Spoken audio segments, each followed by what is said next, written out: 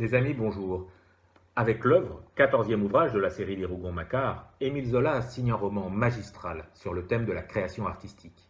La figure de Claude Lantier, archétypale de l'artiste maudit, est calquée sur celle du peintre Paul Cézanne, ami de Zola depuis leur jeunesse aixoise. Pour Zola, dans la veine naturaliste qui est la sienne, la lourde hérédité de son personnage explique ses névroses.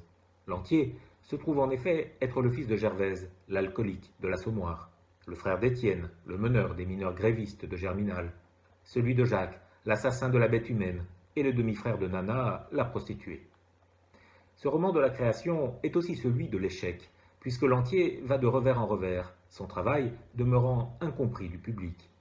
Le peintre créé par Zola se situe en effet en dehors des modes de la peinture de son temps, et ses tableaux se voient systématiquement refusés par le salon qui expose chaque année les peintres en vogue. Et comme on est chez Zola, cet échec artistique, comme s'il ne se suffisait pas à lui-même, se double d'un échec personnel et sentimental qui donne au roman une épaisseur et une noirceur dont Zola s'est fait une spécialité. Lantier se détournera en effet peu à peu de sa femme pour se consacrer pleinement à son art, le tout en pure perte. Dans le roman, on croise plusieurs artistes aux fortunes très diverses.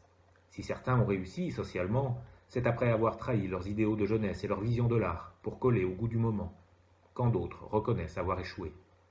Cette vision pessimiste de Zola sur le processus de création ne pouvait échapper à Cézanne, d'autant que les traits de Lantier lui ressemblent étonnamment. Et comme Lantier, Cézanne demeurera l'éternel refusé des salons de peinture.